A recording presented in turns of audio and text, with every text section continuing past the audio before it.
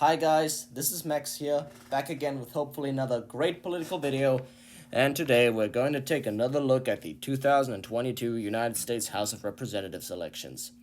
Now, first of all, one quick announcement, I will have an election night video coming up pretty soon where I will do the House, the Senate, and the governorships in one video, election style, and pour all the results in from the east to the west coast, according to poll closing times. Now, today we're going to talk a little bit about the House of Representatives elections, and I will also unveil which colors I identify as which category.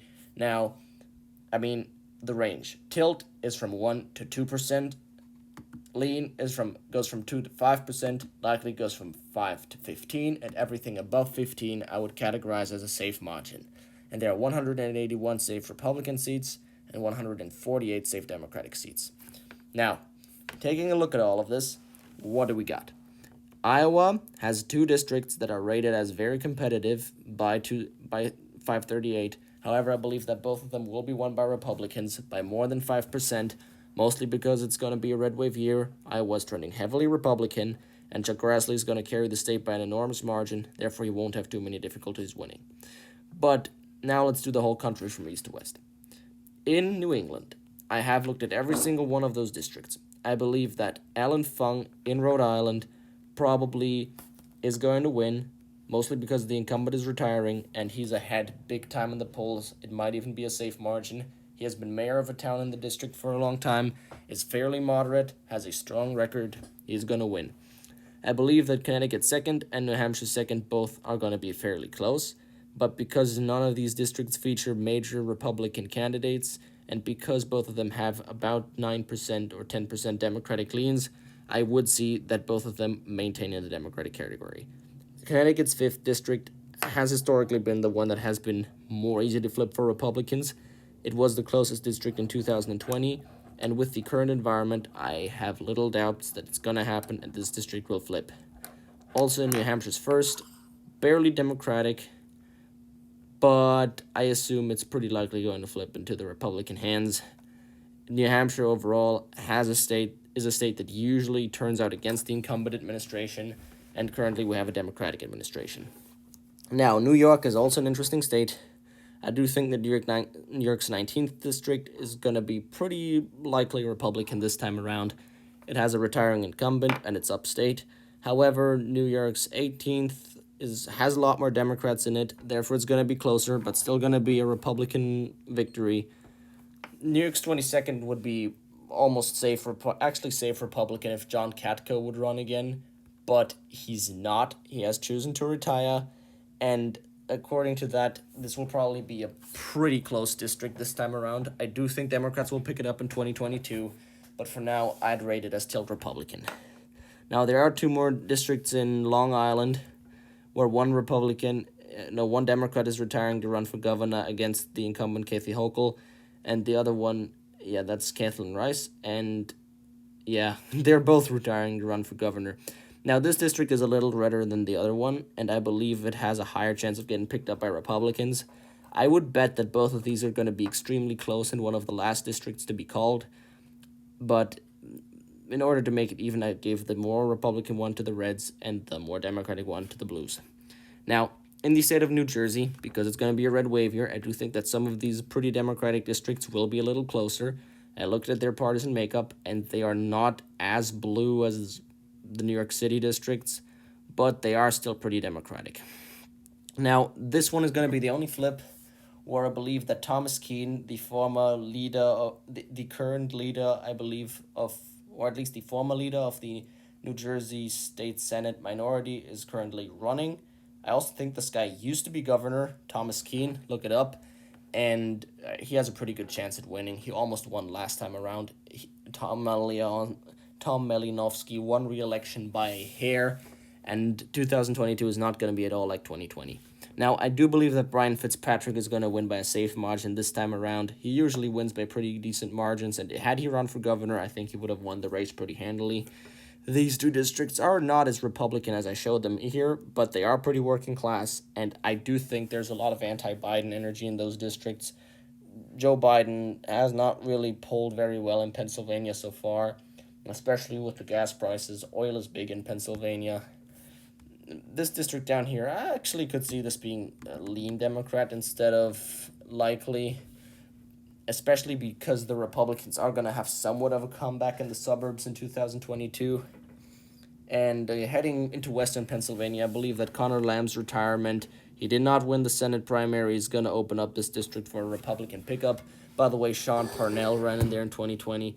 Had he won, he probably wouldn't have dropped out of the Senate race. But hey, it is the way it is, and I do think that this is going to be a Republican pickup. Now, this district in Maryland is probably also going to go to the Republicans. Before Democrats gerrymandered it in 2010, I believe, or in 2012, it actually used to be a pretty Republican district. It wasn't until the Democrats made it really, really, really blue and put the DC suburbs into this thing that it started voting for the Democrats all the time. I do think it's going to go back to being a Republican district. This one in Maryland is only going to be barely below 15% because it's going to be a red wave year, but no chance Republicans actually win that one. In Virginia, Abigail Spanberger probably won't win re-election. She barely won last time around, and she's not really all that moderate, so I do think that in a red wave year, despite the fact that she's in a more Democratic district now than she used to be, I think she's going to get swiped away. Now, Jennifer Waxton has been in there for a couple of terms now. I think she's fairly secure, and her district is also pretty blue. And the Virginia Beach district, Republicans have really gained background in Virginia Beach, so I'm pretty confident about this one being a flip. In North Carolina, Greg Butterfield is in a more Democratic district than he would be in if the old North Carolina map would have been upheld, but it is still going to be a Republican wave year, and he does not have a very outstanding record, and especially since he is in a somewhat suburban district where I believe Republicans are going to do better this time around. I think he's going to lose by a hair, but I wouldn't be surprised if he comes back in 2022 and retakes that seat. Now, moving further down south into Georgia, I think this district down here, Georgia 2nd, could actually be a pretty good pickup for Republicans. It has gotten much more Republican. It used to be pretty safe Democrat. Has changed in more recent times. And I do think that Republicans have a more than decent chance of winning. Not gonna lie, I do think that this district should be one of their prime targets in the state of Georgia, or at least in the entire South. Now, however, talking about the South, that would leave out Florida. Now, what to say about Florida? I actually think these two districts up there are going to be safe. I mean, they're barely below being safe districts, and if anything, that district will be likely and the other one will be safe. But yeah, they have very little chance of remaining Democrat. Yeah, I mean, no, this is not going to happen, so we can just put them as safe. Now, Charlie Crist is retiring in that district. It's already pretty conservative. The lack of an incumbent will make it even more Republican. I think the only district that we should really talk about is the 23rd, because on 538, it has a surprisingly close rating, despite the fact that actually 270 to win has it rated as a safe Democrat district. It's only rated plus 90 on 538, and 270 to win put it as a safe Democrat district. So at the very least, it's going to be likely. No doubt about that. And it wouldn't surprise me if it would be a surprise flip like the Florida's 27th was in 2020. Oh, now this video is taking longer than I thought. I suggest that we do Texas and then the western states, and then we'll do this quick.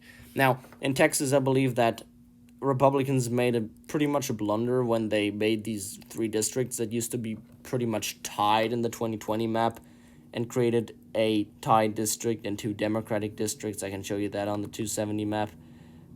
I mean, it was just bad shit stupid. I mean, the old map was like these three districts were toss-ups, and the new map made two of them more Democrat and this one barely more Republican. So I really don't get Republicans in Texas why they didn't take advantage of the Hispanic trends in southern Texas a little bit more, but it is what it is. Now, this district, the 17th, has a Republican incumbent with Maya Flores. She might win re-election. Why I put this district as tilt. this district here is probably going to shift hard to the right, but because Henry Cuellar is quite conservative and has the incumbency factor working for him, I do think he has a pretty good shot at winning re-election, but Texas 15th is almost guaranteed to be a flip. I mean, the Hispanic trends in the Rio Grande Valley are just too obvious to ignore. I do not think that any Democrat has a reasonable chance of winning there ever again. I'm sorry. Now, New Mexico, I think Yvette Herrell is in a much more vulnerable position than she used to be. Her district used to be R plus 14, now it's D plus 5 or something. Actually, New Mexico's map goes against the Civil Rights Act, by the way, because it splits up white voters pretty evenly. It was done by Democrats to be like that on purpose, but the Civil Rights Act only really gets enforced in a one-sided direction, and I would get why people feel like that. Anyway, that is not the main issue of this discussion. The main issue is that probably Yvette Herrell will win by a couple of percentage points this time around, but she will definitely be a more vulnerable incumbent in future election cycles. Now, these two districts that have Democratic incumbents are probably going to be +6, +7 Republican districts. I mean, Ann Kirkpatrick is not running for re-election, and Tom O'Halloran, I believe, he was in a pretty red district before. Now his district got even more Republican. I do not think he has much of a chance to win.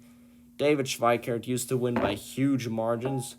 If you go back in time a little, he was always ahead by, I don't know, 30 points. Donald Trump really hit the Republicans hard in the suburbs, which is why it's gotten more competitive. But I do not think he'll have too many issues winning the district this time around. Greg Stanton is one of the districts where I really say they're up in the air. It might flip Republican, it might stay Democrat. I gave it to him because he has the incumbency advantage, but you never know what might end up happening. Now, in the state of Nevada, I do think that the Democrats really outgambled themselves trying to spread their votes over 3 districts more than having 1 secure district and 2 toss-up districts. They tried to have 3 lean to tilt Democratic districts, but in a red wave here, I think all of the Nevada districts will go Republican, especially since Hispanic voters without a degree are very numerous in Las Vegas, and that is the specific demographic with which Republicans have improved a lot, and I do think that Nevada's map will end up backfiring big time. So yeah, big L in the chats for Democrats for the Nevada map. Now, in California, I believe the Republican incumbents that won in 2020, Mike Garcia, David Valadao, Young Kim, and Michelle Steele, should be pretty secure. They won in those districts despite the fact that they were Biden districts, and now, with the national environment shifting into the Republicans' favor, I do think they'll win by pretty solid margins. Katie Porter will be at risk of losing re-election. I actually went surfing in her district yesterday, just for the record.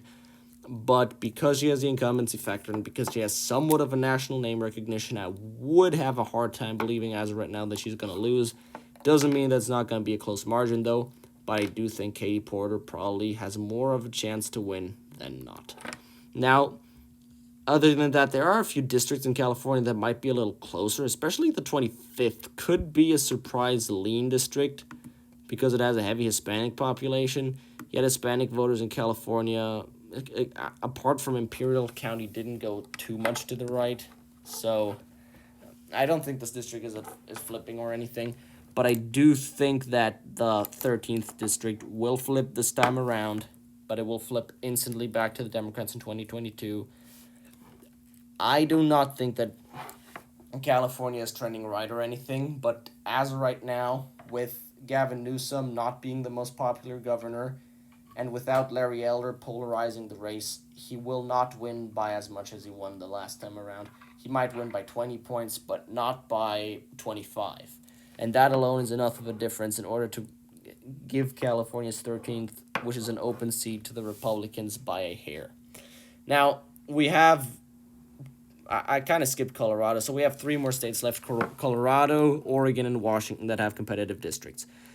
Now, Colorado's seat here, rating it as likely, I just went down, looked at the margin, added a few points to the Republicans. I actually do think that the suburban district probably is gonna barely be lean instead of likely, but both could happen really. The Colorado map has been surprisingly fair, despite the fact that Democrats have full control over the redistricting process. Colorado's 7th might be a sleeper that could flip to the Republicans because the incumbent is retiring, so there is a chance it might go red, which would be crazy to see that Colorado, which is a pretty Democratic state, is probably going to re-elect their Democratic senator and governor by somewhat sizable margins, could actually end up having six Republican representatives and only 3 Democratic representatives. It's insane, but hey, it's Colorado, and I do currently believe, though, that this map is pretty accurate that I've made.